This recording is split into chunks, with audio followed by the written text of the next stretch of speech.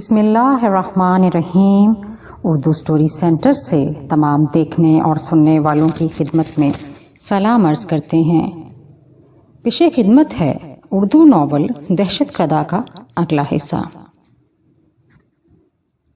آپ نے بلایا مجھے؟ بیبی آپ بہت خوبصورت ہیں، بیگم صاحبہ نے کہا۔ شکریہ، لیکن آپ نے مجھے کیوں بلایا؟ کچھ نہیں بیبی، تم ہمیں اچھی لگی ہو بس۔ بہرحال اب تم جا سکتی ہو۔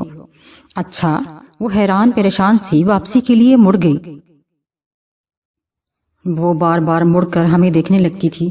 میں نے بیگم صاحبہ کی طرف دیکھ کر کہا، زبردست زبردست میڈم، میں بہت حیران ہوں، آخر ایسی کیا خاص بات ہے اس میں؟ میری سمجھ میں نہیں آیا۔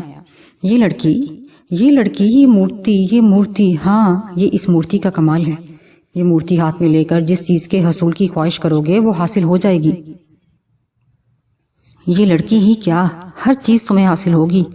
اچھا چھوڑو، آؤ کچھ کھاتے ہیں۔ میڈم مجھے لے کر اسی دروازے سے پھر واپس اسی شیشوں والی راہداری جیسی جگہ میں آ گئی۔ پھر ہم بائیں جانے والے دروازے سے اندر داخل ہوئے۔ یہ ایک بہت بڑا ڈائننگ ہال تھا۔ میزوں پر مختلف لوگ بیٹھے مختلف چیزوں سے شغل میں مصروف تھے۔ ہم ان میزوں کے درمیان سے گزرتے ہوئے ایک میز پر جا بیٹھے۔ ایک ویٹر فوراً ہماری طرف بڑھا تھا۔ جی میڈم۔ کلب سینڈوچ، چائے۔ Okay madam. ویٹر نے آرڈر نوٹ کر لیا تھا اور چلا گیا تھا۔ میڈم کہنے لگیں، تم پچھلی زندگی یاد تو نہیں آتی؟ آتی ہے، بہت سے لوگ یاد آتے ہیں، ڈیرے کے لوگ، مائی میرا۔ بیگم صاحبہ، مائی میرا کو آپ نے؟ دیکھو شاہو، ہر عمل کی کوئی نہ کوئی وجہ ہوتی ہے۔ بعض چیزیں وقتی طور پر تو ہمیں عجیب لگتی ہیں، بری لگتی ہیں، لیکن وقت آنے پر جب ہمیں ان کا اصل محرک پتہ چلتا ہے تو ہم سوچتے ہیں کہ واقعی وہ کام ہمارے لیے بہتر تھا۔ اس لیے فی الحال ان سب واقعات کو بھول جاؤ اور آگے کی طرف دیکھو، اور ایک روشن کل کی طرف جو تمہارا بے چینی سے منتظر ہے۔ بہرحال میں خاموش ہو گیا تھا۔ پھر چائے اور سینڈوچ وغیرہ آ گئے۔ ہم نے سینڈوچ کھائے، چائے پی، پھر بیگم صاحبہ نے بل ادا کیا اور ہم لوگ وہاں سے اٹھ گئے۔ پھر ہم لوگ باہر آ گئے۔ ابھی ہم سیڑھیوں سے نیچے اترے ہی تھے کہ ہماری کار عین اسی جگہ آ کر رکی جہاں اس نے ہمیں اتارا تھا۔ مجھے ڈرائیور کی اس قدر مستعدی پر تھوڑی سی حیرانی ضرور ہوئی۔ ہم لوگ کار میں بیٹھے اور کار ہوٹل کے احاطے سے نکل کر چل پڑی۔ ریس کورس، بیگم صاحبہ نے کہا اور ڈرائیور نے گردن ہلا دی تھی۔ بیگم صاحبہ مجھ سے کہنے لگیں، شاہو ہم اب ریس کورس جا رہے ہیں۔ جی میڈم۔ تم نے اس سے پہلے کبھی دیکھا ہے ریس کورس؟ دیکھا تو نہیں، البتہ سنا ضرور ہے اس کے بارے میں۔ ہمارے ڈیرے پر ایک فقیر تھا کالو، وہ جاتا تھا ریس کے لیے۔ ہیں، فقیر ریس بھی کھیلتے ہیں؟ بیگم صاحبہ ہنس پڑی تھی۔ ہاں میڈم، اور ہمیشہ ہار کر آتا تھا بیچارہ۔ مورتی نکالو۔ جی اچھا، میں نے مورتی نکالی، بس اب دیکھنا اس کا کمال۔ میں نے عجیب سی نظروں سے بیگم صاحبہ کو دیکھا تھا۔ دوسری ریس شروع ہوئی تو بیگم صاحبہ نے کہا، شاہو مورتی ہاتھ میں ہے نا؟ جی۔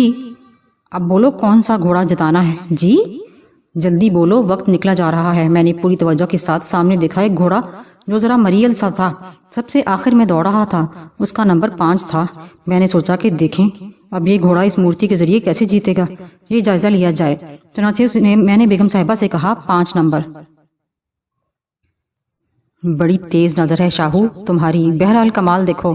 اور پھر واقعی کمال ہو گیا۔ دیکھتے ہی دیکھتے وہ مریل گھوڑا دوسرے گھوڑوں کے برابر آیا، پھر اس نے انہیں بھی پیچھے چھوڑ دیا، یوں لگتا تھا جیسے وہ بجلی سے چل رہا ہو۔ پھر اعلان ہوا، 5 نمبر، صرف 5 انچ کے فاصلے سے جیتا تھا۔ لوگ حیران و پریشان کھڑے تھے۔ اس بار تو سب کی بولتی ہی بند ہو گئی تھی، سب اس گھوڑے کے جیتنے پر حیران تھے۔ بیگم صاحبہ نے میری طرف دیکھا، میں مسکرا دیا تھا۔ کمال ہے، واقعی کمال ہے۔ میرا لہجہ دھیما ہی تھا۔ بیگم صاحبہ خاموش ہو گئیں۔ ہم وہاں سے اٹھ گئے تھے۔ راستے میں بیگم صاحبہ کہنے لگیں، دیکھا شاہو، جیت اب تمہارا مقدر ہے۔ تم شاہ ہو، اب تمہیں کوئی نہیں ہرا سکے گا۔ اب ہر چیز، جو مقابلہ جو تمہیں پسند ہو یا جس میں تم جیتنا چاہو، وہ تمہارا ہوگا، صرف تمہارا۔ جی میڈم۔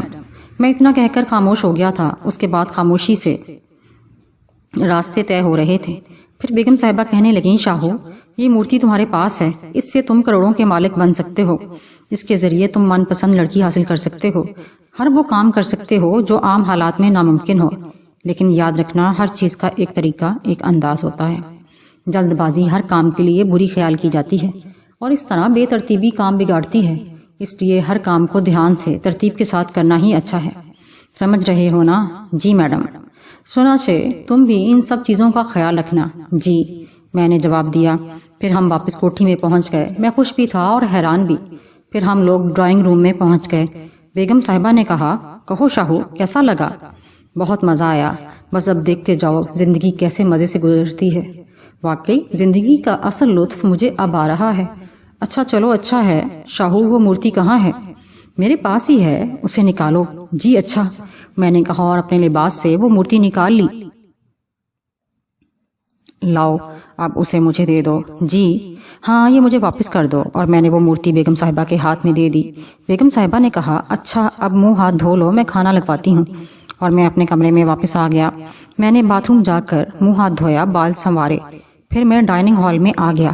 یہاں بیگم صاحبہ بیٹھی ہوئی تھیں، میز پر کھانا موجود تھا۔ آؤ شاہو، بیگم صاحبہ نے کہا اور میں ایک کرسی گھسیٹ کر بیٹھ گیا۔ پھر ہم نے خاموشی سے کھانا کھایا۔ پھر بیگم صاحبہ اپنے کمرے میں چلے گئیں، میں بھی اپنے کمرے میں واپس آ گیا تھا۔ کپڑے تبدیل کیے اور بستر پر لیٹ گیا۔ ہزاروں سوچیں ذہن میں تھیں، بڑے خوشگوار واقعات پیش آئے تھے۔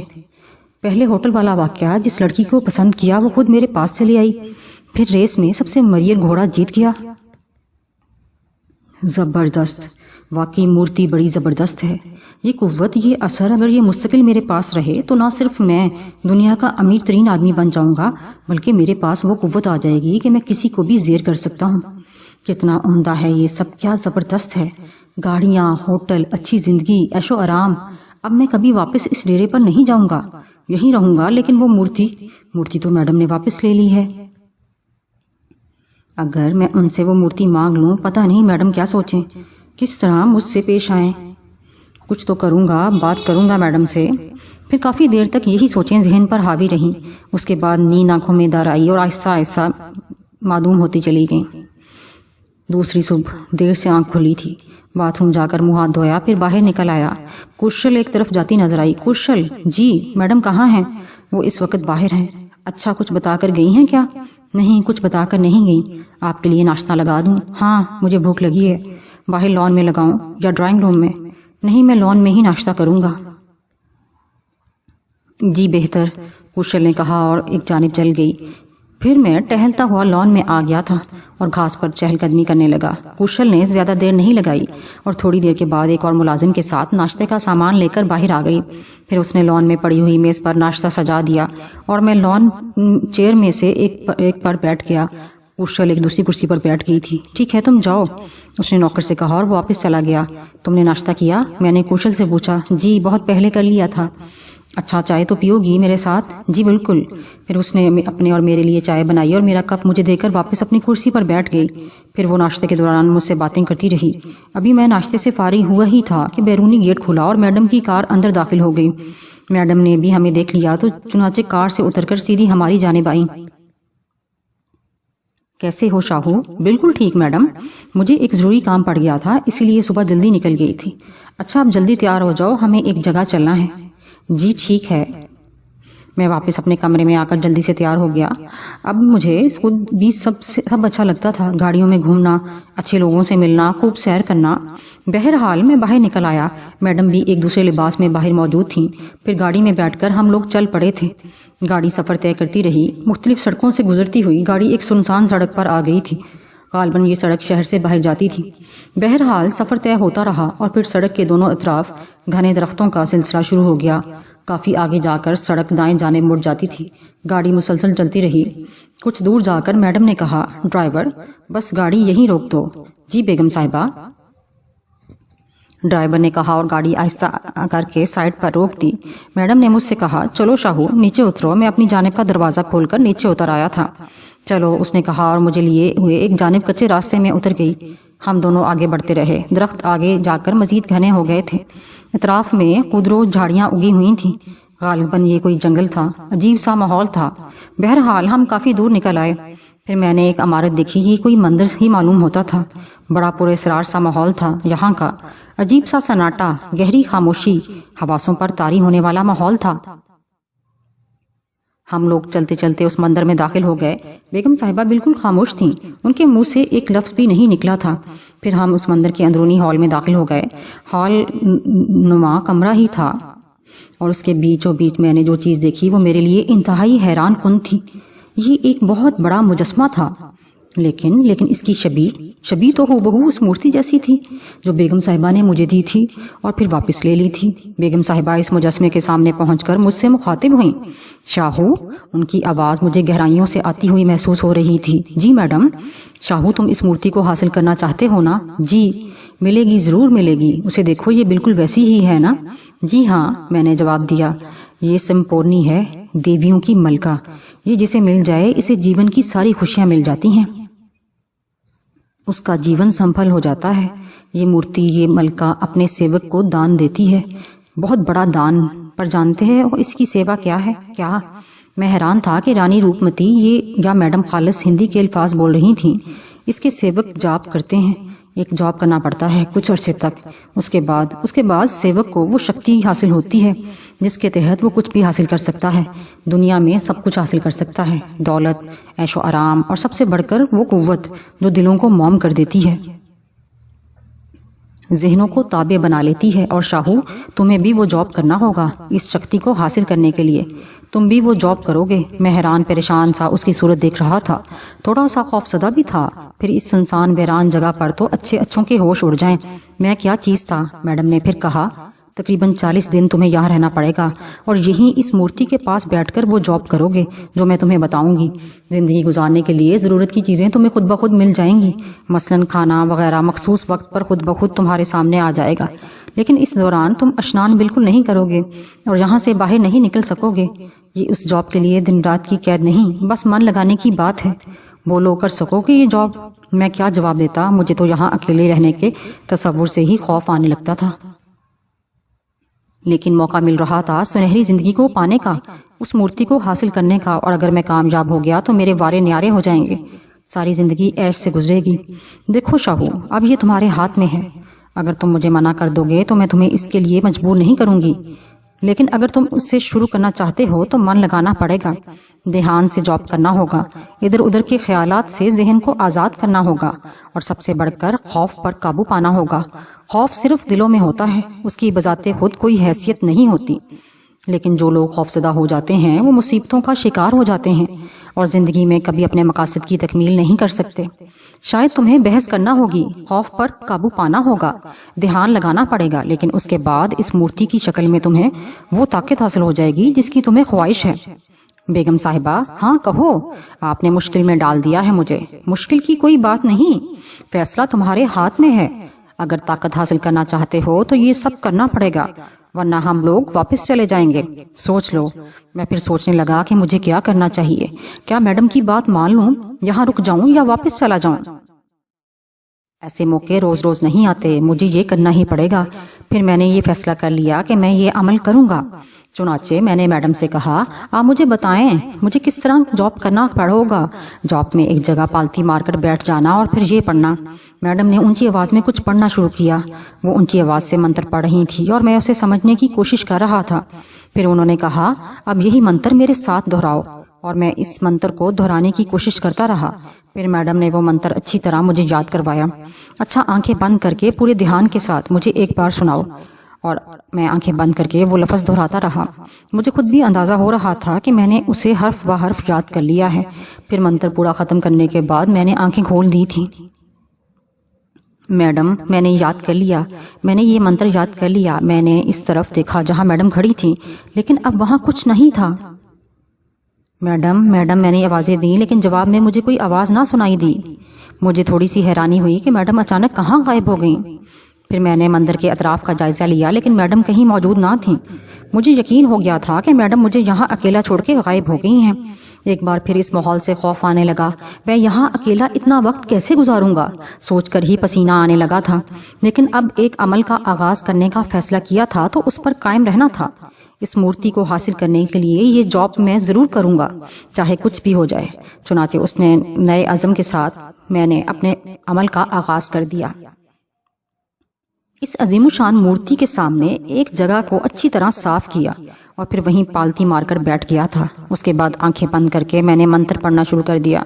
تمام احساسات سے بے نیاز ہو کر نہ جانے کب تک وہ منتر پڑھتا رہا تھا۔ پھر اچانک ہی میں نے آنکھیں کھول دیں اور گردن گھما کر ادھر ادھر دیکھنے لگا۔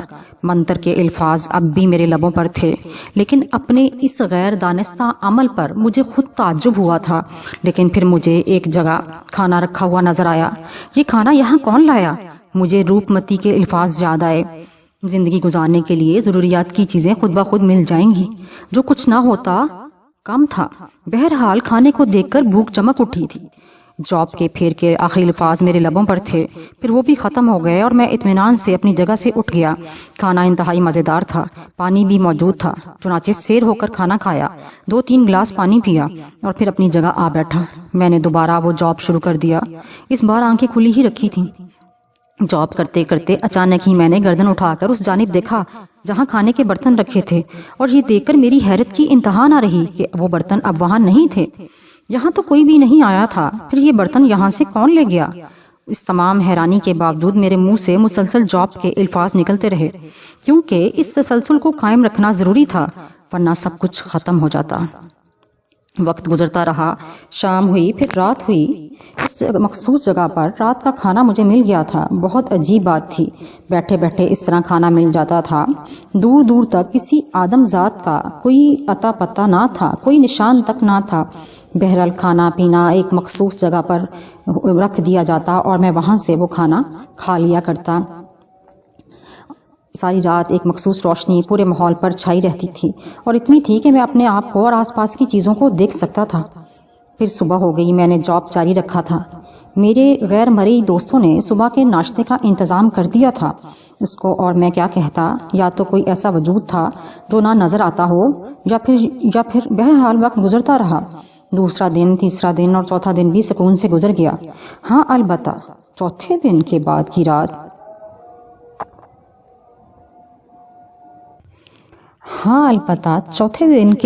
مجھے ایک عجیب و غریب سی چیز دکھائی دی۔ یہ میرے لیے ایک انتہائی سنسنی خیز رات ثابت ہوئی۔ رات کے کھانے وغیرہ سے فراغت حاصل کرنے کے بعد میں نے ایک بلی کی آواز سنی اور میں چونک گیا۔ پھر میں نے دیکھا کہ ایک بلی میری جانب بڑھ رہی ہے۔ بڑی ہی عجیب و غریب تھی یہ بلی۔ اس کا حجم بھی عام بلیوں کے مقابلے میں بڑا تھا۔ وہ مجھ سے کچھ فاصلے پر آ کر رک گئی۔ اس کے بعد ایک دوسری بلی کسی کونے سے نمودار ہوئی۔ اس کی حالت بھی اس سے مختلف نہ تھی۔ پھر وہ بلی اس پہلی والی کے برابر آ کر بیٹھ گئی، اور اس دفعہ 2 بلیاں ایک تیسری جگہ سے نمودار ہوئی تھیں، اور وہ بھی عین اسی جگہ آ کر بیٹھ گئیں، اور پھر ان کی بانچھیں کھل گئیں اور ان کے منہ سے آوازیں خارج ہونے لگیں۔ خدا کی پناہ، یہ ہنسی کی آوازیں تھیں، انسانی ہنسی کی آوازیں۔ ان کی کھلی بانچھوں سے دانت باہر جھانک رہے تھے۔ پھر ان میں سے ایک بلی نے میری جانب چھلانگ لگائی۔ ایک لمحے کے لیے میرے ہاتھ پاؤں لرز گئے تھے اور میں بری طرح خوفزدہ ہو گیا تھا، لیکن دوسرے لمحے میں نے خود کو سنبھالا تھا۔ اس منتر کے الفاظ مسلسل میرے لبوں پر تھے۔ بلی اچھلتی ہوئی میرے قریب آئی اور میرے سر پر سے ہوتی ہوئی پیچھے چلی گئی، لیکن میں نے مڑ کر دیکھنے کی کوشش نہیں کی تھی، اور پھر ایک عجیب کھیل شروع ہو گیا۔ وہ بلیاں میرے دائیں بائیں آگے پیچھے چکرانے لگیں۔ میرے سر کے اوپر مخصوص اونچائی تک وہ چھلانگیں لگاتی، لیکن ایک دفعہ بھی ان کا جسم مجھ سے ٹکرایا نہیں تھا۔ اب میں یہ سمجھ چکا تھا کہ یہ بلیاں میرا کچھ نہیں بگاڑ سکتی، اور اگر میں مسلسل یہ عمل جاری رکھوں گا تو مجھے کوئی نقصان نہیں پہنچے گا۔ یہ سب اس عمل کا اثر تھا۔ مجھے روکا جا رہا تھا، خوفزدہ کیا جا رہا تھا، لیکن اگر میں ہمت سے کام لوں اور بجائے ڈرنے کے 40 دن تک مسلسل یہ عمل کروں تو کامیاب ہو جاؤں گا۔ ایسا ہی تھا، یقیناً ایسا ہی تھا۔ چنانچہ میں نے اسے جاری رکھا۔ بلیاں تھک ہار کر اپنی جگہ جا بیٹھی تھیں۔ میں اطمینان سے منتر پڑھتا رہا۔ پھر ان میں سے ایک نے دوبارہ وہی حرکت کی اور میرے سر پر سے گزرتی ہوئی دوسری جانب چلی گئی۔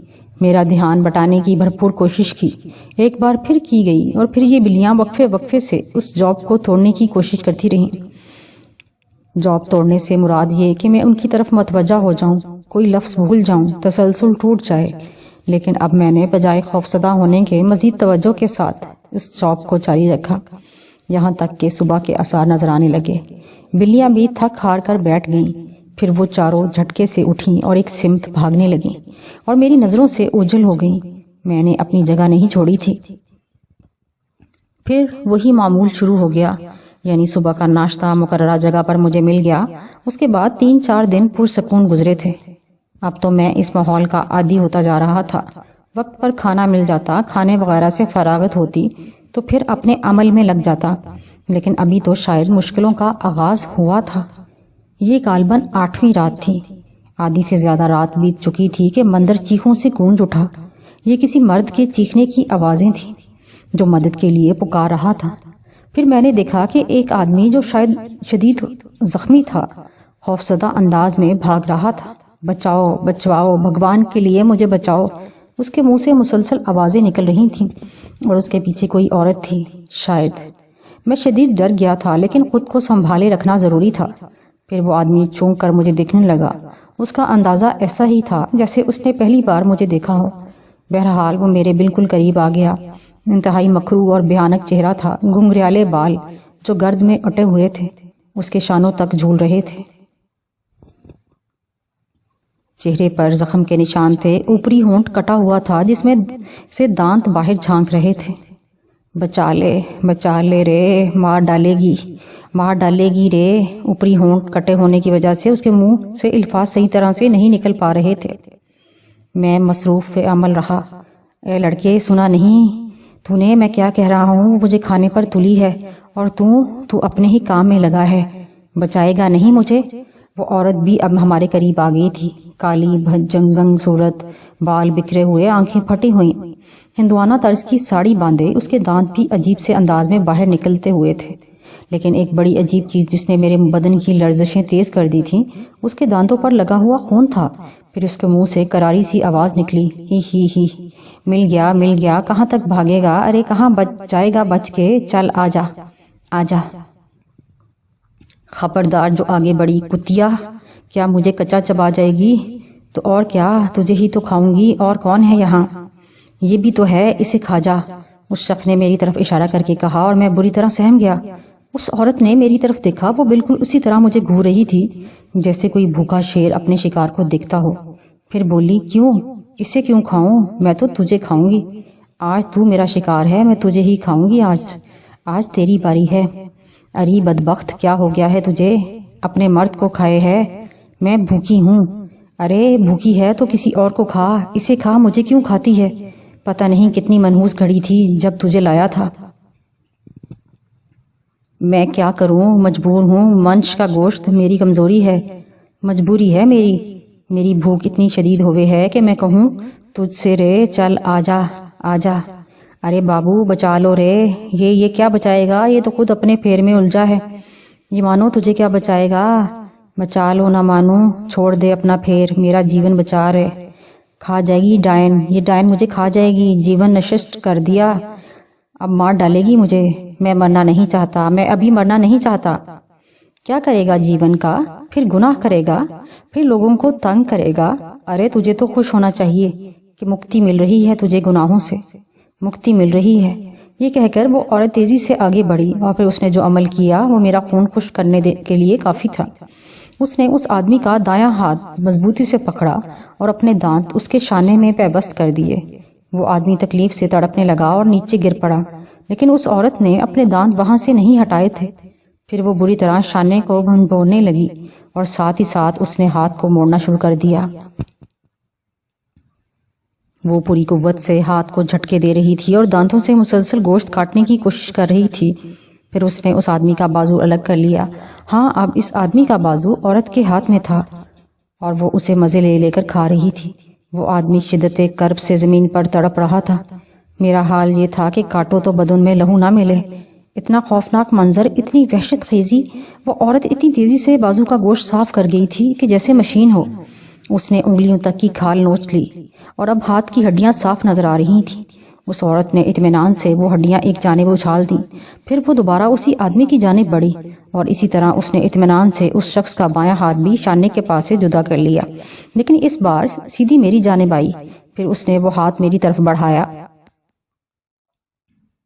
لے مانو، کھا لے، تجھے بھوک لگی ہوگی، تو بھی کھا لے، بڑا سواد شت ہے یہ بڑا مزہ آ رہا ہے اسے کھانے میں، بھگوان کی سوگند اس سے پہلے کسی منش کو کھانے میں ایسا مزہ نہیں آیا۔ ارے ڈر کیوں رہا ہے، کیوں گھورے جا رہا ہے؟ مجھے نہیں کھانا تو نہ کھا، میں کوئی زبردستی تو نہیں کر رہی تیرے ساتھ۔ وہ پھر ایک جگہ جا کر بیٹھ گئی اور پھر اسی طرح دوسرا ہاتھ صاف کر گئی۔ ادھر اس شخص کا یہ عالم تھا کہ وہ زمین سے 3-3 فٹ اونچا اچھل رہا تھا، اس کے حلق سے مسلسل بھیانک چیخیں بلند ہو رہی تھیں۔ مر گیا، مر گیا، ارے مر گیا، کھا گئی کمبخت، کھا گئی۔ او اے مانو، تو اٹھ جا، میں کہتا ہوں بھگوان تجھے کبھی معاف نہیں کرے گا۔ تو نے میرا جیون نہ بچایا، تو کبھی بھی اپنے عمل میں کامیاب نہ ہوگا، یہ میرا شراپ ہے تجھے۔ مانو یاد رکھنا، آہ۔ میرا رواں کانپ رہا تھا۔ یہ خوفناک منظر کسی انسان کے ہوش اڑا دینے کے لیے کافی تھا، لیکن میں نے بڑی مشکل سے خود پر قابو رکھا تھا۔ پھر اس عورت نے آدمی کی ٹانگ نوچنا شروع کر دی۔ وہ بڑی مہارت سے ٹانگ کا گوشت صاف کر رہی تھی۔ اس بار اس نے ٹانگ الگ کرنے کی کوشش نہیں کی، پھر وہ دوسری ٹانگ بھی چٹ کر گئی۔ مجھے صبر آتا جا رہا تھا، نہ جانے کیوں مجھے یہ احساس ہو رہا تھا کہ یہ میرا کچھ نہیں بگاڑ سکے گی، لیکن میں اس آدمی کو بچا بھی نہیں سکتا تھا۔ میرا جاب ٹوٹ جائے گا اور پھر سب ختم ہو جائے گا، یہی سب کچھ سوچتا رہا، لیکن میرے جاب کرنے کی رفتار وہی تھی اور تسلسل اسی طرح تھا جس پر مجھے حیرانی ہوئی تھی۔ واقعی اگر میں دھیان کے ساتھ عمل کرتا رہوں تو ضرور کامیاب ہو جاؤں گا اور یہ میرا کچھ نہیں بگاڑ سکے گی۔ پھر اس عورت نے بقیہ بچے جسم کو بھنبوڑنا شروع کر دیا۔ وہ آدمی آخری حد تک شدت سے چیخ رہا تھا، اس کی چیخیں پورے مندر میں گونج رہی تھیں۔ پھر آہستہ آہستہ اس کی چیخیں مدھم پڑنے لگیں اور پھر اس کی آواز بند ہو گئی۔ وہ عورت چپ کر کے اسے کھاتی رہی۔ اس نے آدمی کا بدن خالی کر دیا تھا۔ پھر وہ اس کی گردن کی طرف بڑھی اور اس نے آدمی کی اس کی گردن میں دانت پیوست کر دیے۔ آہ بچا لے، نہیں بچے گا، تو بھی نہیں بچے گا، یہ ڈائن تجھے بھی کھا جائے گی۔ لڑکے بڑا بہادر بنا ہے، اب دیکھ تیری باری ہے۔ تو گیا رے، اری کمبخت، چھوڑ دے مجھے۔ آہ، اتنی بھیانک آواز تھی کہ میرے ہوش و حواس رخصت ہوئے جا رہے تھے۔ واقعی یہ ماحول اتنا ہی بھیانک تھا۔ پھر اس عورت نے اس شخص کی گردن کی کھال ادھیڑی، مضبوط ناخنوں سے اس کی آنکھیں نوچ کر حلق میں ڈالیں، دانتوں سے ناک اور کان کاٹ کر انہیں چباتی رہی۔ ارے بیرا، بچا لے، خدا کی پناہ۔ اس شخص کی زبان ابھی تک چل رہی تھی، پھر اس کی زبان رک گئی، اس کے حلق سے آواز نکلنا بھی بند ہو گئی تھی۔ پھر اس عورت نے سر اٹھایا، اس کی ناک اور منہ میں جا بجا خون کے دھبے لگے ہوئے تھے، دانتوں سے بری طرح خون ٹپک رہا تھا۔ اس نے خونخوار نظروں سے مجھے دیکھا، پھر وہ اپنی جگہ سے اٹھی اور میری طرف بڑھنے لگی۔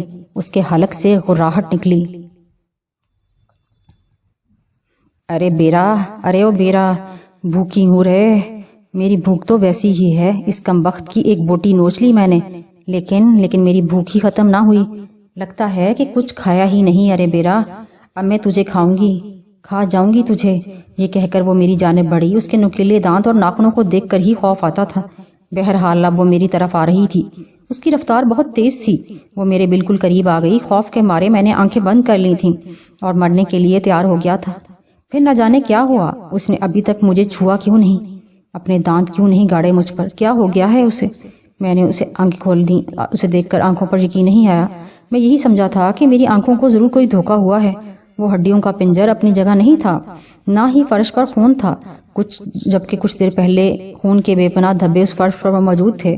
بات اب سمجھ میں آ رہی تھی، یہ سب میرے اس عمل کو توڑنے کی کوشش تھی۔ یہ لوگ یہ چاہتے تھے کہ میرا جاب کسی طرح ٹوٹ جائے، میں اس خوفناک منظر سے ڈر جاؤں، اپنی جگہ سے کھڑا ہو جاؤں، بھاگ جاؤں، لیکن ایسا نہیں ہوا تھا۔ وہ عورت بھی غائب تھی۔ پھر تھوڑی ہی دیر کے بعد صبح کی روشنی نمودار ہونا شروع ہو گئی۔ رات بھر کے واقعات دل و دماغ سے چپک کر رہ گئے تھے، لیکن میں جانتا تھا کہ ان منظروں میں صرف مجھے ڈرانا مقصود ہے، یہ مجھے کوئی جانی نقصان نہیں پہنچا سکتے۔ پھر میں اپنی جگہ لیٹ گیا۔ میرے ذہن پر غنودگی سی چھانے لگی۔ نیند کا تو خیر سوال ہی پیدا نہیں ہوتا۔ اس نیم غنودہ کیفیت میں کافی دیر لیٹا رہا۔ پھر جب ذرا دل کی کیفیت بحال ہوئی تو اٹھ کر اپنی جگہ بیٹھ گیا۔ ایک بار پھر خود کو مضبوط کیا اور پوری تندہی کے ساتھ اس عمل میں مصروف ہو گیا۔ اس عمل کی عادت پڑتی جا رہی تھی۔ شکر تھا کہ ان واقعات کے بعد پھر دوبارہ کوئی واقعہ نہیں پیش آیا تھا۔ اب تو بس ایک ہی لگن تھی کہ کب 40 دن پورے ہوں اور کب میرا یہ عمل ختم ہو۔ اسی انتظار میں پوری لگن کے ساتھ جاب کرتا رہا اور دن گزرتے رہے، لیکن شاید ابھی میرے کئی امتحان باقی تھے۔ ٹھیک 24ویں دن سورج ڈھلنے کے بعد ہی عجیب و غریب واقعات کا آغاز ہو گیا تھا۔ میں اپنے جاب میں مصروف تھا اور بڑے اطمینان سے عمل پڑ رہا تھا کہ کہیں سے ایک چیز اڑتی ہوئی آئی اور مجھ سے کچھ فاصلے پر زمین پر گر پڑی، لیکن اس کے گرنے سے کچھ چھینٹیں میرے اوپر ضرور پڑی تھیں، اور پھر میں نے نظر اٹھا کر اس چیز کو دیکھا اور میرے رونگٹے کھڑے ہوئے۔ یہ بکرے کا کٹا ہوا سر تھا، خون میں لت پت، اور اس خون کی چھینٹیں فرش پر بکھر گئی تھیں اور میرے اوپر بھی پڑی تھیں۔ ابھی میں اسی کا جائزہ لے رہا تھا کہ ایک اور سر اڑتا ہوا آیا اور وقفے وقفے سے بکروں کے سر مندر کی زمین پر مجھ سے کچھ ہی فاصلے پر گرتے رہے۔ میں نے دھیان لگانے کے لیے آنکھیں بند کر لیں۔ ان سڑوں سے اڑنے والی چھینٹیں میرے کپڑوں پر پڑتی رہیں، لیکن میں صبر سے بیٹھا رہا۔ کافی دیر تک دھم دھم آوازیں آتی رہیں، پھر خاموشی چھا گئی۔ کچھ دیر بعد وہ سر خود بخود غائب ہو گئے۔ بہت دیر اسی طرح گزر گئی، پھر نہ جانے کہاں سے کسی بچے کے رونے کی آواز سنائی دی۔ میں نے گھبرا کر آنکھیں کھول دیں، نہ جانے بچہ یہاں کیسے گیا، کس کا بچہ۔ پھر دوسرے کونے سے ایک اور آواز سنائی دی، پھر ایک اور جگہ سے رونے کی آواز آئی اور جلدی جلدی کر دی تھی۔ یہ جلدی میرے محسنوں کی غلطی تھی جو مجھے روک رہے تھے، لیکن ان آوازوں کا جلدی جلدی آنا پھر وہی نشاندہی کرتا تھا۔ پھر یہ آوازیں تیز ہو گئیں، کان پھاڑ دینے کی حد تک یہ آوازیں تیز ہو گئیں۔ پھر ایک آواز آئی، مارو مارو اسے، ارے جلدی کرو، یہ مروائے گا ہمیں، نادان ہے بالک، ارے کاہے کا نادان، ہماری آزادی ختم کرنے جا رہا ہے، نہیں چھوڑیں گے نہیں چھوڑیں گے۔ میں اب پرسکون ہو گیا تھا، دل میں یہ سوچا کہ اب ان سب باتوں سے ڈرنا بیکار ہے۔ صبح تک یہ مشغلہ جاری رہا اور اس کے بعد ماحول پرسکون ہو گیا تھا۔ میرے خیر خواہوں نے میری دلچسپی کے لیے بہت سے سامان رکھے تھے، چنانچہ 32ویں رات میں مصروف تھا، اچانک ہی مندر کی زمین پھٹنی شروع ہو گئی۔ اس میں ایک جگہ بہت بڑا سوراخ ہو گیا تھا، پھر اسی سوراخ میں سے ایک چیز نے سر ابھارا۔ انتہائی خوفناک شکل تھی، اوپر کو اٹھے ہوئے کان، بھیڑیوں کے جیسے جبڑے جن سے دانت باہر جھانک رہے تھے، انگاروں جیسی دہکتی ہوئی آنکھیں۔ پھر اس نے دونوں ہاتھ اوپر رکھے اور ہاتھوں پر وزن سنبھال کر اوپر آ گیا۔ بالکل انسانوں جیسے ہاتھ پیر تھے اس کے، لیکن اس کا قد صرف 1 فٹ تھا۔ اتنا ہیبت ناک بونا میں نے زندگی میں پہلی بار دیکھا تھا۔ پھر اس کے پیچھے پیچھے ایک اور بونا نکلا، اس کا بدن بھی ویسا ہی تھا، البتہ چہرہ شیر کی مانند تھا۔ لیکن ابھی یہ سلسلہ ختم نہیں ہوا، 2 اور بونے ان دونوں کے پیچھے باہر نکلے اور ان کی حالت بھی مختلف نہیں تھی۔ پھر سب سے آخر میں ایک اور بونا نکلا، اس کا چہرہ انتہائی خوفناک تھا، اس کا قد بھی ان تینوں سے تھوڑا بڑا تھا۔ اس کے چہرے پر جا بجا بال اگے ہوئے تھے، جبڑوں سے نوکیلے دانت باہر جھانک رہے تھے۔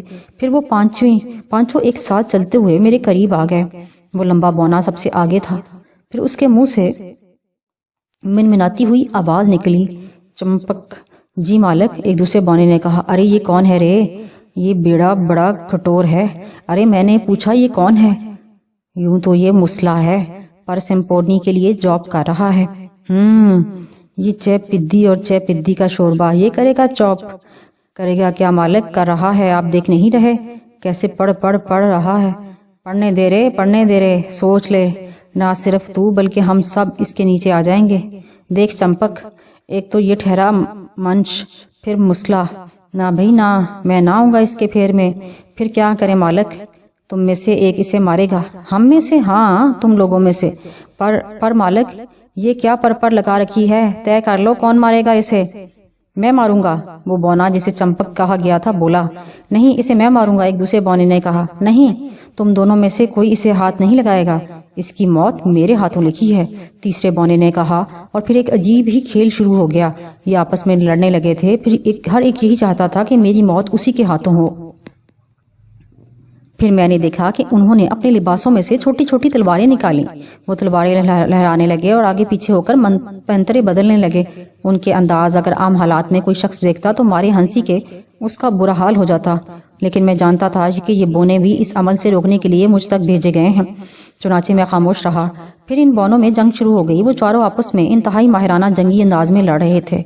پھر ان میں سے 2 بونے زخمی ہو گئے اور زمین پر گر کر کراہنے لگے۔ پھر اچانک ہی وہ دونوں غائب ہو گئے۔ اس کے بعد دونوں بونوں میں جنگ شروع ہو گئی۔ اس دوران وہ 5واں بونا اچھل کر ان دونوں کو جوش دلاتا رہا۔ شاباش، مارو، ٹانگ مارو، ادھر سے تلوار چلاؤ، شاباش، بہت خوب بہت خوب، ارے شاباش چمپک، شاباش، उस बड़े बौने ने कहा और चंपक ने अदब से गर्दन झुका दी। उस बड़े बौने ने फुर्ती से अपने लिबास से तलवार निकाली और चंपक की गर्दन उड़ा दी। फिर मैंने जो मंजर देखा वो नाकाबिले यकीन हद तक हैबतनाक था। चंपक इत्मीनान से उस तरफ मुड़ा जहां उसकी गर्दन जा पड़ी थी। फिर वो अपने नन्हे नन्हे पैरों से चलता हुआ उस जगह पहुंचा जहां उसकी गर्दन पड़ी थी। उसने इत्मीनान से तलवार जमीन पर डाली, झुककर अपनी गर्दन उठाई और दोबारा अपने शानों के दरमियान रख ली। फिर दोबारा तलवार जमीन से उठा ली और झटके से उस बड़े बौने की तरफ मुड़ा। मालिक, ये क्या हरकत थी? चंपक, मैं मारूंगा इसे, तू हट जा, मेरा इरादा बदल गया है, अब मैं खुद ही इसे मारूंगा। मालिक, तो आप मुझे ऐसे ही मना कर देते। बस मेरी मर्जी, ये भी तो मना करना ही हुआ ना। अच्छा फिर ठीक है, देखते हैं कौन इसे मारता है। ये कहकर चंपक एक बड़े बौने की जानिब लपका और इन दोनों में जंग शुरू हो गई। फिर लड़ते लड़ते ये दोनों शदीद जख्मी हो गए थे। उसके बाद एक अजीबोगरीब मंजर देखने में आया। इन दोनों ने एक दूसरे को बीच में से आधा आधा काट दिया था। दोनों के आधे आधे हिस्से जमीन पर आ पड़े और फिर ये दोनों भी गायब हो गए। अभी मैं इसी मंजर के शहर में खोया हुआ था और सोच रहा था कि अजीब तमाशे दिखाए हैं मेरे मेजबानों ने। इतने हैबतनाक मंजर, ये खौफनाक चेहरे, इनका अंदाज, लेकिन मैंने महसूस कर लिया था कि इन सब के पीछे मकसद वही है, यानी किसी भी तरह मेरा ये जॉब टूट जाए, इसके फेर में मैं भूल जाऊं। पर अब शायद ये मुमकिन ना था। लेकिन फिर मंदिर की जमीन लरजने लगी और मैं चौंक पड़ा। अब क्या हुआ? शायद जल्जला आ रहा है। मेरे हरीफ शायद इन तमाम हरबों से नाकाम होकर अब मुझे जमीन पर दफन करने पर तुल गए थे और इसीलिए जल्जले की सूरत पैदा हो गई थी। लेकिन थोड़ी ही देर में जमीन के लर्जने की वजह समझ में आ गई। 8-10 जंगली भैंसे तेजी से दौड़ते हुए मेरी जानिब आ रहे थे। इस बार मैं बिल्कुल खौफजदा नहीं हुआ था और मैंने आंखें खोल रखी थीं। क्या होगा? ज्यादा से ज्यादा क्या होगा? ये भैंसे मुझे अपने ताकतवर खुरों से कुचल देंगे, मुझे अपने सींगों पर उछालेंगे, मैं मर ही जाऊंगा। लेकिन अब मैं मरते दम तक जॉब के अल्फाज दोहराना चाहता था। मैं चाहता था कि मेरे दिल की हरकत बंद हो जाए तो अपने मकसद की तकमील करते हुए, अपना मकसद हासिल करते हुए। बहरहाल ये भैंसे मेरी जानिब बढ़े और फिर बड़ी अजीब बात हुई। इन जंगली भैंसों का फासला मुझसे कोई 1 गज रह गया था तो अचानक ही वो किसी चीज़ से टकराए। लेकिन वो चीज़ क्या थी? क्योंकि मेरी नज़रों के सामने तो शफाफ मंजर नजर आ रहा था और फिर मैंने देखा कि वो भैंसे टूट फूट गए। किसी के सर से खून बहने लगा, किसी के सींग टूट गए। बहरहाल ये तमाशा काफी देर तक जारी रहा और ये भैंसे टूटी फूटी हालत में मेरी तरफ बढ़ते और किसी चीज से टकरा कर पलट जाते और फिर थक हार कर वो भी गायब हो गए। बड़ी अजियतनाक रात थी। उसके बाद कोई खौफनाक वाकया नहीं पेश आया। अब तो सिर्फ एक ही लगन थी कि बकिया दिन भी पूरे हों और मैं इस मूर्ति का मालिक बन जाऊं। और फिर 40वां दिन भी आ गया। शुक्र था कि उसके बाद कोई मुझे तंग करने नहीं आया। दिल में एक खौफ का एहसास भी था कि देखो आगे क्या होता है, लेकिन खुशी भी थी कि चलो ये जॉब तो खत्म हो गया। बहरहाल ये 40वां दिन भी आहिस्ता आहिस्ता अपना वक्त पूरा कर रहा था। मैं भी इंतहाई तवज्जो के साथ जॉब में मसरूफ था और साथ साथ आगे पेश आने वाले ऐसे वाकयात का मंजर था। इस दौरान मुझे बहुत से अंदाजे हुए थे। जॉब के इन दिनों मुझे डराने की हर मुमकिन कोशिश की गई, लेकिन मेरी तकदीर ने मेरा साथ दिया। दिन और रात की तमीज़ किए बगैर मैंने इसका फेर किया था। न जाने कितनी बार ये अमल दोहराया था। अब तो मुझे ये अल्फाज ऐसे अजबर हो गए थे कि शायद इन्हें जिंदगी भर ना भूल पाता। वैसे एक बहुत अच्छा तजर्बा हुआ था। आम दुनिया में लोग कहते हैं कि जो लोग नए नए लोगों से मिलते हैं उनसे खुश इखलाकी से पेश आते हैं, उनके काम आते हैं और उनसे काम भी लेते हैं, वो दुनिया में कामयाब कहलाते हैं। लेकिन मेरा तो किसी इंसान से पाला ही नहीं पड़ा। हर लम्हा, हर दिन ज़बरदस्त तोहफे मेरे मुंतज़िर रहते और मेरे खैरख्वाहों ने मुझे डराने के लिए, मेरा जॉब तोड़ने के लिए भेजे थे। अपने इन मोहसिनों के तोहफों को भी भूल नहीं सकता था।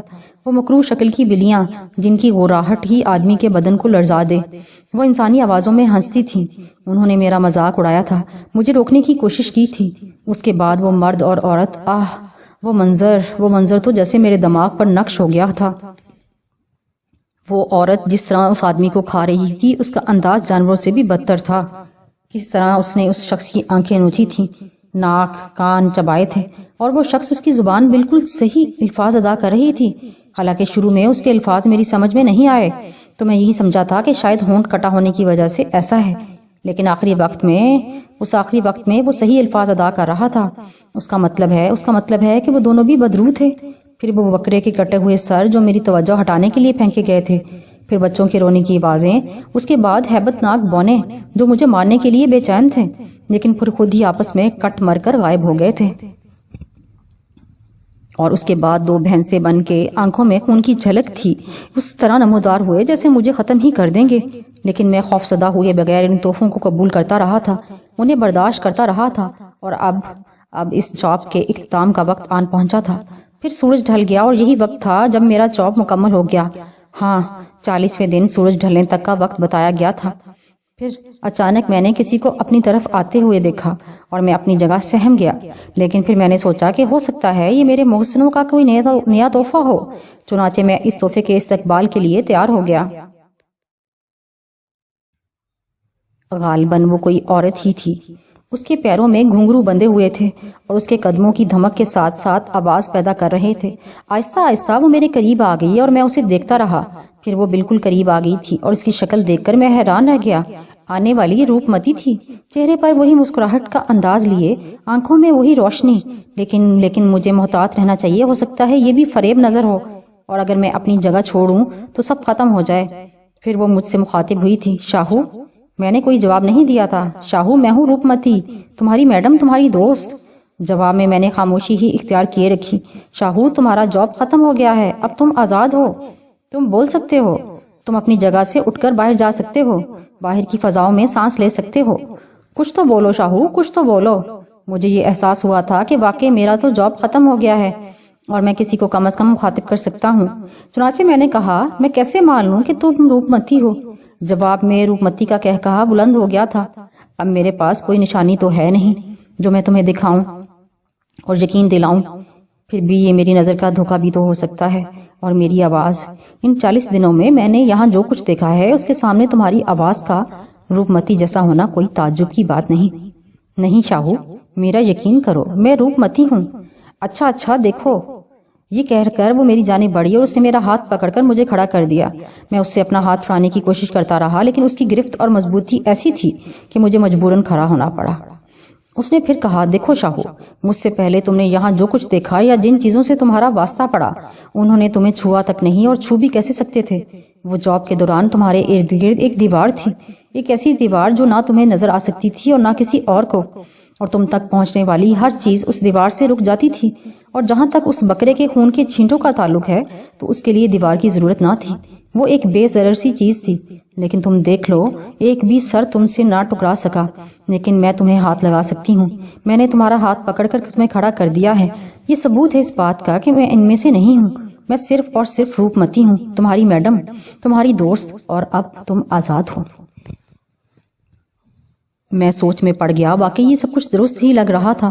اگر یہ روپ متی نہ ہوتی تو مجھے چھو نہیں سکتی تھی، کیونکہ اس سے پہلے جتنے بھی لوگ یا بدحیت چیزیں میرے پاس سے مجھے ڈرانے کے لیے آئی تھیں، ان سب نے مجھے چھوا نہیں تھا۔ روپ متی نے پھر کہا، اور جب کہ تم آزاد ہو تو تم اپنے انعام کے حقدار بھی ہو، آؤ میرے ساتھ۔ روپ متی نے میرا ہاتھ پکڑا اور مجھے لیے ہوئے سمپورنی کے مجسمے کے قریب پہنچ گئی۔ پھر اس نے سمپورنی کے پیروں کو چھوا اور میں نے دیکھا کہ اس کے پیروں کے پاس سے زمین سرکنی شروع ہو گئی۔ غالباً اس کے پیروں میں کوئی بٹن تھا جس کے دبانے سے زمین میں خلا نمودار ہو گیا۔ پھر وہاں اتنی جگہ بن گئی کہ ایک آدمی وہاں سے بآسانی اندر جا سکتا تھا۔ روپ متی نے پھر میرا ہاتھ پکڑا اور پھر نیچے قدم رکھ دیا۔ نیچے کئی سیڑھیاں بنی ہوئی تھیں جو غالباً کسی تہہ خانے میں جا کر ختم ہوتی تھیں۔ ہم نے ان سیڑھیوں سے نیچے اترنا شروع کر دیا۔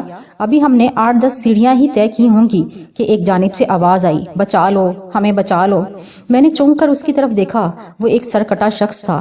ہاں، میں نے پورے ہوش و حواس کے عالم میں دیکھا تھا، وہ سرکٹا ہی تھا، لیکن یہ سرکٹا بول رہا تھا۔ میں خوف سے کانپنے لگا۔ نہیں شاہو، ڈرو نہیں، یہ ہمیں کچھ نہیں کہے گا۔ کچھ اور نیچے اترے تو ایک اور شخص دیکھا، اس کے پورے بدن پر کانٹے تھے، دونوں آنکھیں غائب تھیں۔ اے لڑکے، بچا لے ہمیں بڑا انیائے ہوا ہے ہمارے ساتھ، بلکہ ظلم کیا ہے ہم نے اپنے جیون کے ساتھ، بھگوان کے لیے بچا لے ہمارا جیون۔ میں بہرحال انسان تھا، ڈر تو لگ رہا تھا، لیکن اتنا یقین تھا کہ مجھے روپ متی کے ہوتے ہوئے اب مجھے کچھ نہیں ہوگا۔ نیچے اترنے کے دوران اسی طرح کے لوگ مجھ سے ٹکراتے رہے، کسی کا سر نہیں تھا تو کسی کے بدن پر کانٹے تھے، کوئی کوڑ کا مریض تھا تو کوئی ہاتھوں سے محروم، لیکن سب کی زبان پر ایک ہی پکار تھی کہ انہیں بچا لیا جائے۔ پھر ہم نیچے تہہ خانے میں پہنچ گئے، جہاں مدھم روشنی پھیلی ہوئی تھی اور ہر چیز واضح نظر آ رہی تھی، بالکل غار جیسی جگہ تھی، جیسے کسی غار کا اندرونی حصہ ہو۔ روپمتی بولی، جانتے ہو یہ کون لوگ تھے؟ جواب میں نے نفی میں سر ہلا دیا۔ یہ اس مورتی کے حصول کے خواہش مند تھے۔ کیا؟ ہاں، تم سے پہلے ان لوگوں نے مجھ سے مورتی کے حصول کی خواہش ظاہر کی اور میں انہیں یہاں لے آئی ہوں، لیکن یہ سب کمزور دل کے مالک تھے۔ ان کا دل تمہاری طرح مضبوط نہیں تھا، ان کے اندر اعتماد کی کمی تھی۔ یہ سب ان چیزوں سے ڈر گئے تھے جو صرف نظر کا دھوکہ تھیں، انہیں ڈرانے کے لیے تھیں، جاب سے روکنے کے لیے تھیں۔ اور اس جاب کا اصول ہے کہ جب جاب الٹا ہوتا ہے تو اس کے لیے بیدی کا سزا تجویز کرتا ہے۔ سمپونی کا دلارا بیدی کا اپنے من پسند شراب میں اس بھگت کو ڈال دیتا ہے اور پھر وہ بھگت ساری زندگی یہیں گزارتا ہے۔ آؤ میں تمہیں بیدیکا سے ملواؤں۔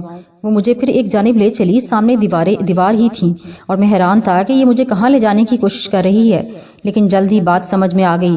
اس سامنے والی دیوار میں ایک خلا نمودار ہوا۔ روپ متی نے مڑ کر مجھے دیکھا اور بولی، آؤ شاہو، میرے پیچھے چلے آؤ، اور میں اس کے پیچھے پیچھے اس خلا میں داخل ہو گیا۔ یہاں نسبتاً زیادہ روشنی چھائی ہوئی تھی۔ اس روشنی میں نے سامنے ہی ایک بہت بڑا مجسمہ دیکھا جو زمین سے تقریباً 5 فٹ اونچا تھا۔ اس کا پھیلاؤ کوئی 8 فٹ تھا۔ عجیب سے بے ڈھنگے ہاتھ پاؤں دور تک پھیلے ہوئے تھے، چہرہ انتہائی بھیانک، بدن پر لبادہ تراشا گیا تھا جس میں سے ہاتھ پاؤں باہر نکل کر پھیلتے چلے گئے تھے۔ روپمتی نے کہا، یہ بیدی کا ہے، سمپورنی کا چہیتا، میرے من کا میت۔ ہاں، میرے من کا میت۔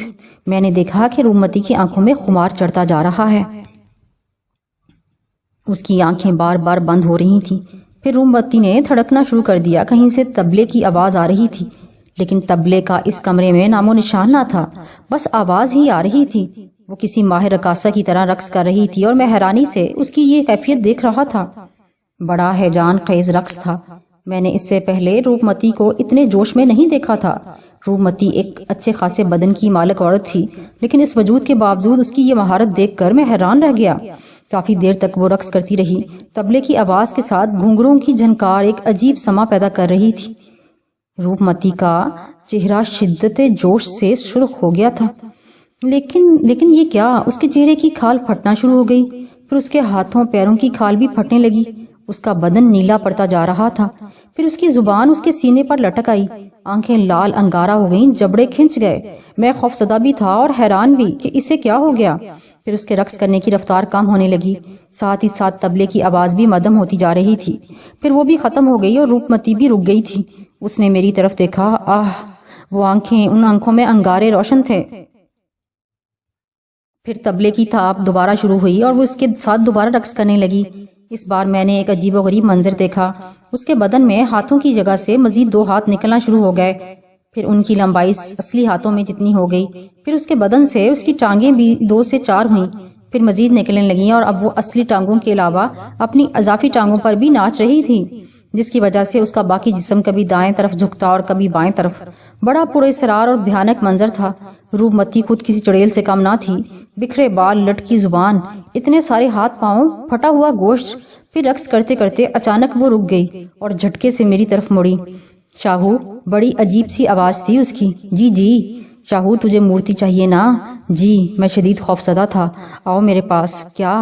میرے پاس آؤ شاہو، اس نے نرم لہجے میں کہا، لیکن میں اس کے حلیے سے شدید خوفزدہ تھا۔ میں آج خوش ہوں شاہو، بہت خوش ہوں۔ تم اپنے مقصد میں کامیاب ہو، تم نے وہ حاصل کر لیا جس کے لیے کئی لوگ اپنا جیون گنوا بیٹھے۔ کیا تم خوش ہو؟ جی، بہت خوش۔ جی بالکل۔ اچھا تو پہلے یہ مورتی لے لو۔ اس نے اپنے لباس سے ایک مورتی نکالی۔ یہ وہی مورتی تھی جو اس نے مجھے پہلے دی تھی۔ میں ڈرتے ڈرتے آگے بڑھا اور پھر میں نے وہ مورتی اس کے ہاتھ سے لے لی۔ اس نے پھر کہا، شاہو، تم نے یہ مورتی بے شک حاصل کر لی ہے اور تم اس کے حقدار ہو، لیکن یہ کام تم نے صرف اپنے لیے کیا ہے نا؟ جی، اس کے بدلے مورتی تمہیں کیسے ملی؟ تمہیں ہی ملی نا؟ جی بالکل۔ تو اس میں تو صرف تمہارا فائدہ ہے، تمہارا ہی ہوا نا، اس میں مجھے کیا ملا؟ آپ جان لے سکتی ہیں میری۔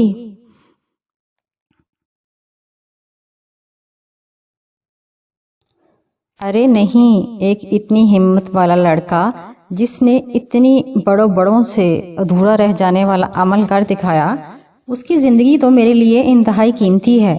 اور پھر سب سے بڑھ کر یہ کہ تم میرے دوست ہو، اور میں اس دوستی کے صلے میں تم سے ایک کام لینا چاہتی ہوں۔ مجھے بتائیے، کیا کام لینا چاہتی ہیں آپ مجھ سے؟ میں وعدہ کرتا ہوں آپ کا ہر کام کروں گا، میں نے سہمے انداز میں کہا۔ میری اب بھی وہی کیفیت تھی۔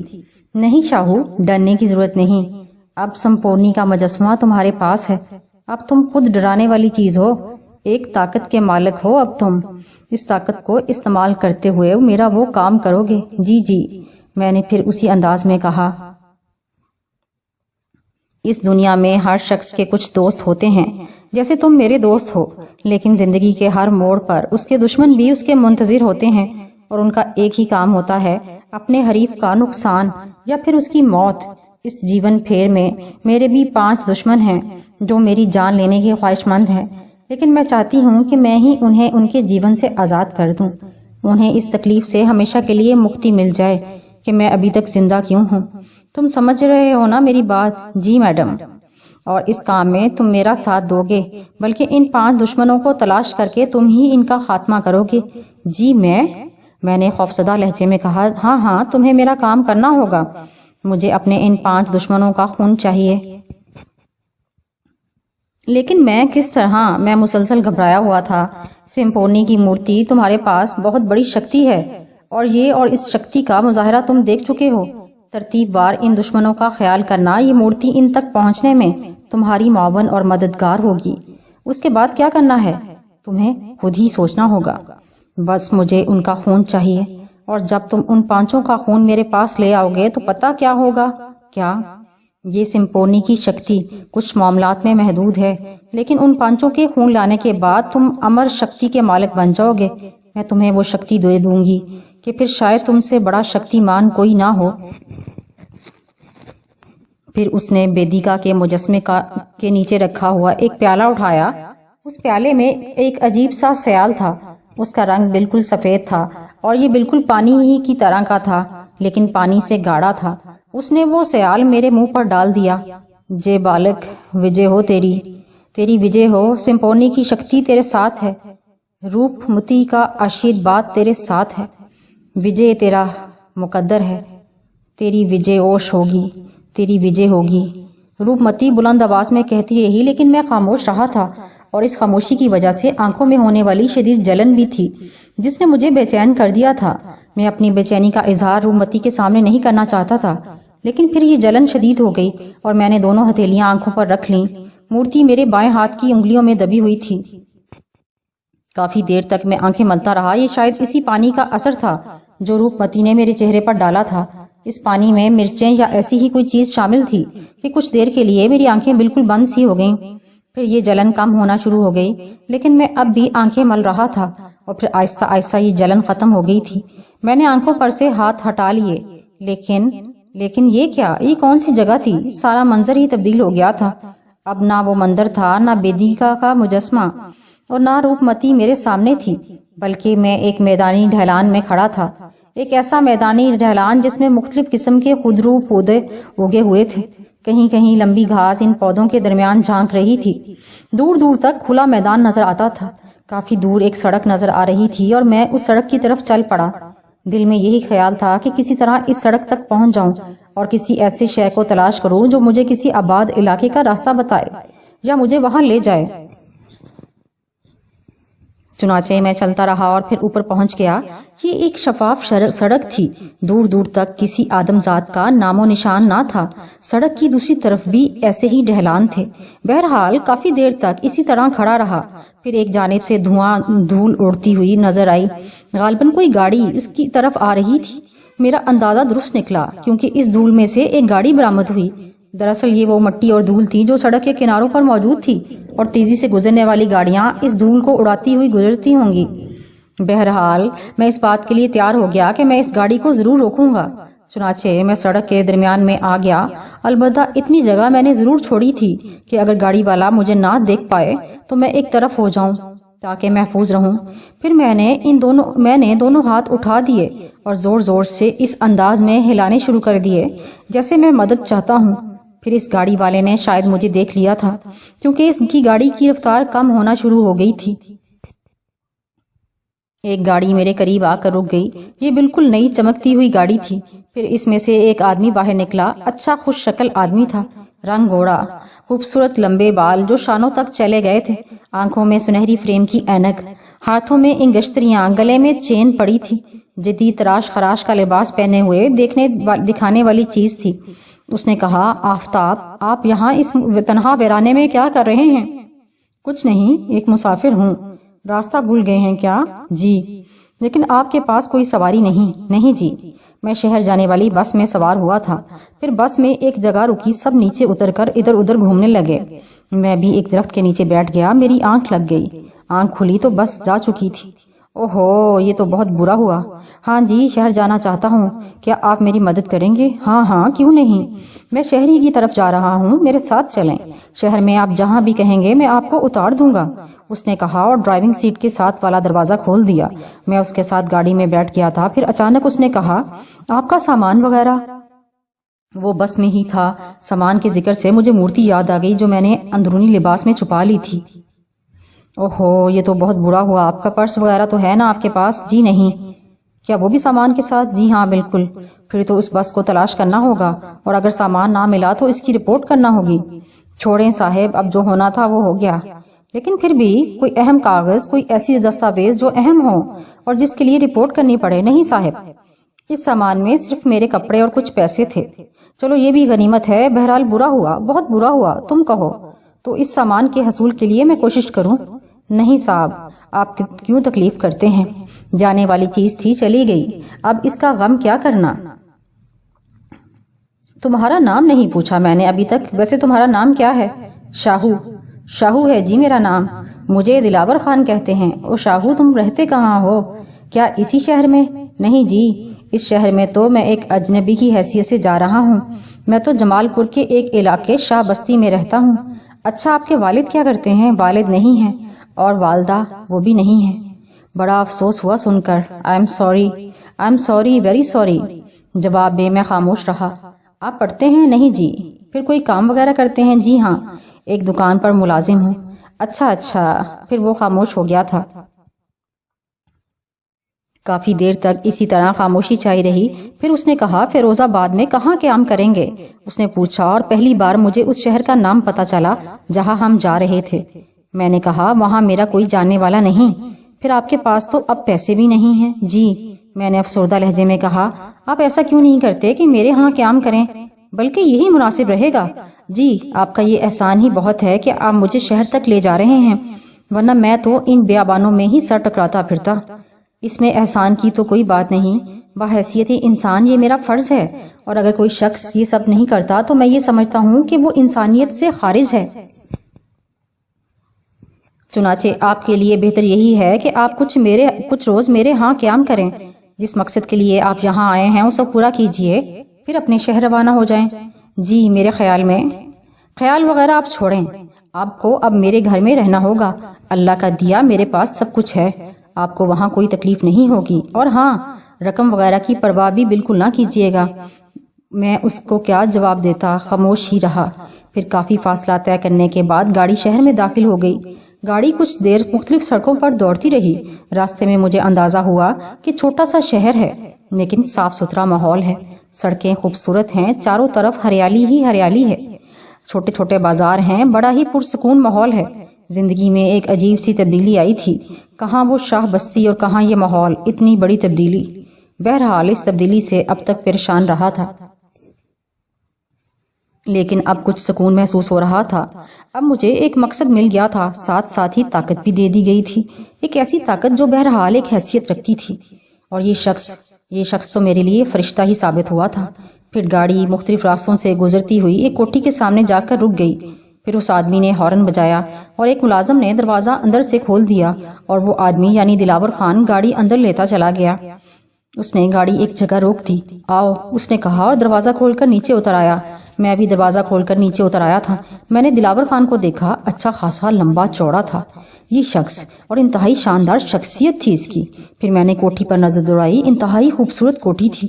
ایک طرف وسیع لان تھا جس میں مختلف قسم کے پھول لگے ہوئے تھے، دیوار کے ساتھ ساتھ ناریل کے درخت بھی تھے۔ کوٹھی کی شان و شوکت سے مجھے دلاور خان کی حیثیت کا اندازہ ہو رہا تھا کہ یہ شخص انتہائی دولت مند ہے، بڑی آن بان ہے اس کی۔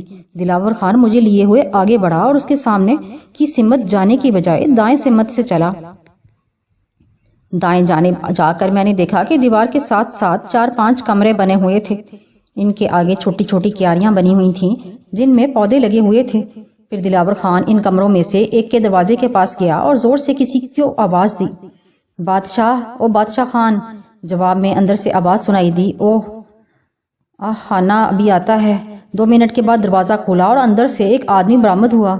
مضبوط ہاتھ پیروں والا پٹھان تھا، معمولی لباس پہنے ہوئے۔ پھر ہمیں دیکھ کر وہ چونک پڑا۔ سلام صاحب، تم آ گیا صاحب؟ تو کیا نہیں آتا؟ نہیں صاحب، کیا بات کرتا ہے، ہم تو انتظار کرتا تھا آپ کا۔ چلو انتظار ختم ہوا تمہارا، اب خوش ہونا؟ جی ہاں، بہت خوش ہوں۔ اچھا سنو، یہ ہمارے مہمان ہیں، یہ کچھ دن یہیں قیام کریں گے۔ جی اچھا صاحب۔ بھائی یہ تمہارے ساتھ قیام کریں گے، ان میں سے ایک کمرہ انہیں دے دو، کھانے وغیرہ کا خیال رکھنا، انہیں کوئی پریشانی یا کوئی تکلیف نہ ہو۔ جی صاحب، انہیں یہاں کوئی تکلیف نہ ہوگا، آپ فکر مت کرو۔ رشید آ گیا ہے؟ جی صاحب، وہ اندر کوٹھی میں ہے۔ اچھا ٹھیک ہے، دلاور خان نے کہا، اور پھر مجھ سے مخاطب ہو کر کہنے لگا، دیکھو شاہو، آپ کو یہاں کوئی تکلیف نہیں ہوگی، آپ یہاں رہو، اپنا کام کرو، اور یہ کچھ پیسے ہیں، یہ رکھو۔ اس نے جیب سے 100 کے چند نوٹ نکال کر میری جانب بڑھا دیے۔ جی، ارے اس میں جھجکنے کی کیا بات ہے، مجھے اپنا بڑا بھائی سمجھو، اور کھانے پینے یا دوسری چیزوں میں بھی تکلف نہ کرنا، جو چاہے بلا جھجک کہنا، ٹھیک ہے؟ جی۔ اور یہ، اس نے ہاتھ میں پکڑے ہوئے پیسوں کی جانب اشارہ کر کے کہا، یہ آپ رکھیں، اگر مجھے ضرورت ہوئی تو آپ سے مانگ لوں گا۔ ارے نہیں، یہ رکھو رکھو، یہ رکھ لو۔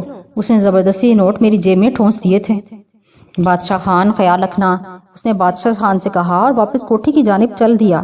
پھر بادشاہ خان نے مجھ سے کہا، آؤ صاحب، اور میں اس کے ساتھ اندر داخل ہو گیا۔ کمرہ اچھا خاصا تھا، صاف ستھرا۔ ایک جانب میں سہری رکھی ہوئی تھی، درمیان میں ایک میز رکھی ہوئی تھی، اس کے علاوہ کچھ سامان بھی تھا ضرورت کا، جو کہ اس جگہ پر پڑا تھا۔ بہرحال سر چھپانے کا بہتر ٹھکانہ مل گیا تھا۔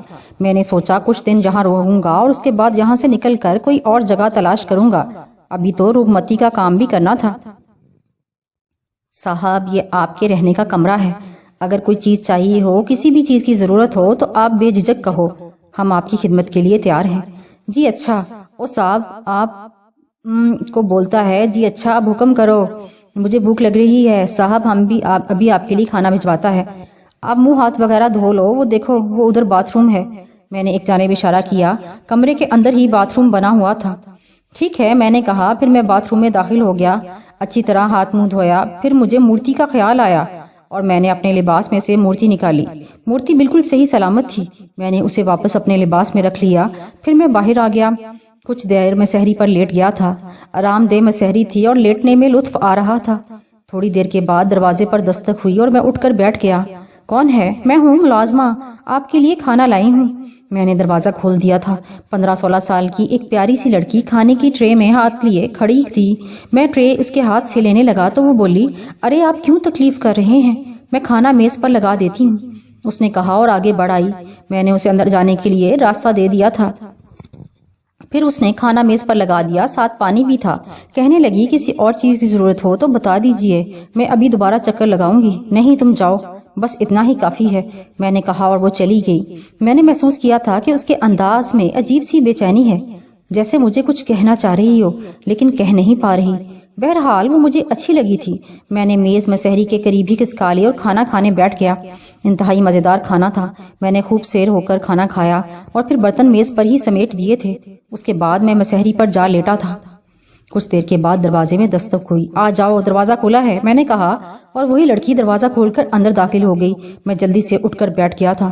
میں نے خاموشی سے برتن سمیٹ کر ٹرے میں رکھے اور پھر مجھ سے مخاطب ہوئی، کسی اور چیز کی ضرورت تو نہیں؟ نہیں شکریہ، میں نے کہا اور وہ واپسی کے لیے مڑ گئی۔ میں اسے دروازے سے باہر جاتے ہوئے دیکھتا رہا، پھر میں آرام ہی کرتا رہا۔ تمام خیالات کو اب ذہن سے جھٹک دیا تھا اور کافی حد تک پرسکون تھا۔ کافی دیر اسی طرح گزر گئی، پھر دروازے پر دوبارہ دستک ہوئی۔ کون ہے؟ اندر آ جاؤ، میں نے کہا اور بادشاہ خان اندر داخل ہو گیا۔ میں ایک بار پھر اٹھ کر بیٹھ گیا تھا۔ او لیٹے رہو صاحب، ہم تو یہ پوچھنے آیا کہ تم نے کھانا کھا لیا؟ ہاں بادشاہ خان، میں نے جواب دیا۔ اور چائے؟ نہیں، چائے نہیں پی۔ او صاحب تم بہت شرماتا ہے، اس بی بی سے چائے کا بول دیتا تو 2 منٹ میں آ جاتا۔ اچھا ہم خود چائے لے کر آتا ہے، بادشاہ خان نے کہا اور باہر چلا گیا۔ بہت اچھا رویہ تھا ان لوگوں کا میرے ساتھ، ایک تو کھانا ہی اتنا شاندار تھا، اس کے بعد چائے اور دوسری چیزیں۔ میں بہرحال ان لوگوں سے متاثر ہوئے بغیر نہ رہ سکا۔ تھوڑی دیر کے بعد بادشاہ خان چائے لے کر آ گیا۔